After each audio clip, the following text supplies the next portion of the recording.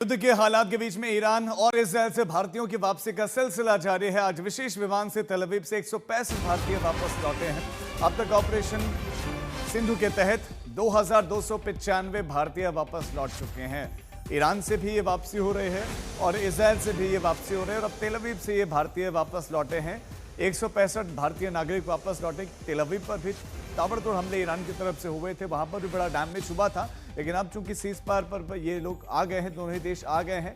ये भी कहा गया कि सीज फायर अगर वायलेशन होता है, कोई तोड़ता है तो फिर सख्त दोनों ही तरफ से चेतावनी दी जा रही है। लेकिन इस बीच में ये राहत भरी खबर है, चेहरों पर मुस्कुराहट लिए हुए ये भारतीय नागरिक जो इजरायल में थे, जो वहां पर कोई काम कर रहा था, कोई पढ़ाई कर रहा था, हाथों में तिरंगा थामे वापस लौटे। वतन वापस लौटते ही जैसे भारतीय सरजमी पर रखा कदम तो भारत माता की जय के नारे लगाए।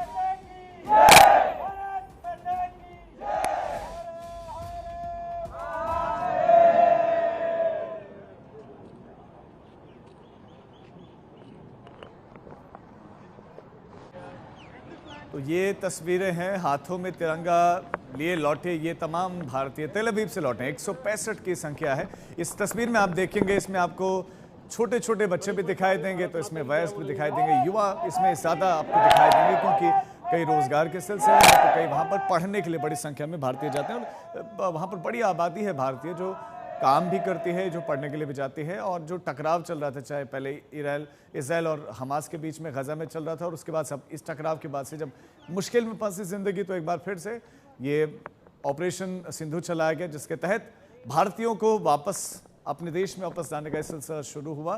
तो जॉर्डन से भी अब तस्वीरें देखेंगे कि भारतीयों की वापसी, और पंक्तिबद्ध दिखाई दिए थे तमाम भारतीय जो वहाँ पर फंस गए थे।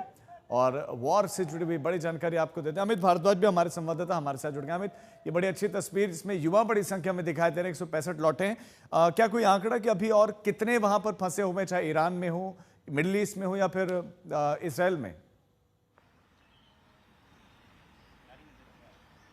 राजीव, देखिए, इस वक्त डायस्पोरा से कांटेक्ट में है सभी जगह की एम्बेसी, और खासतौर पे फोकस ईरान और इजरायल का रहा था, क्योंकि निश्चित रूप से जिस तरह से ईरान और इजरायल का युद्ध चल रहा था और हवाई ऑपरेशन था, पूरा हाईटेक हवाई ऑपरेशन के तहत दोनों देश एक दूसरे से युद्ध लड़ रहे थे। तो ऐसे में हमें अपने लोगों की सुरक्षा के लिए, उनको वतन वापस लाने के लिए सारे जो एफर्ट्स करने थे, वो पिछले 4 दिनों से उस मटीरियलाइज होता हुआ भी दिख रहा था। ऑपरेशन सिंधु के तहत 4 दिनों में कई सारे फ्लाइट्स को वापस, जिसके तहत लोगों को वापस लाया गया। तो पहले फोकस ईरान पे था और इजरायल पे। आज हमने देखा कि जो ये C-17 एयरफोर्स का क्राफ्ट है, उससे 165 भारतीय लोगों को वतन वापस लाया गया है। पिछले कुछ दिनों में अगर आप फ्लाइट की डिटेल्स देखने जाएंगे तो ईरान से ही पहली फ्लाइट जो 3 दिन के तकरीबन पहले आई थी, उसमें 290 लोगों को वापस लाया गया। उसके अगली क्राफ्ट में 285 लोगों को वापस लाया गया था। फिर 160 लोगों को लेकर एक और क्राफ्ट वापस आई। लेकिन अभी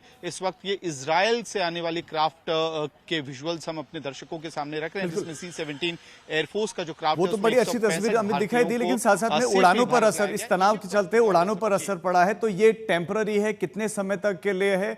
अब चूंकि सीज फायर का वहां ऐलान हुआ है, तो क्या जल्द ही एक बार फिर से सुचारू रूप से चल सकते हैं फ्लाइट्स? इस बारे में क्या अपडेट है? राजीव, देखिए, 2 एग्जाम्पल उदाहरण से ही हम लोग इसको समझ सकते हैं कि कल एयर इंडिया ने स्पष्ट कर दिया कि जिस तरह के हालात अंतर्राष्ट्रीय एयर स्पेस में बना हुआ है, इसकी वजह से वो मिडिल ईस्ट के लिए सारी फ्लाइट्स को रद्द कर रहे हैं। साथ ही कोस्ट ऑफ नॉर्थ अमेरिका के लिए जो फ्लाइट्स जा रही थी उसको रद्द किया उन्होंने। यूरोप के लिए भी जो फ्लाइट जा रही थी उसको रद्द किया।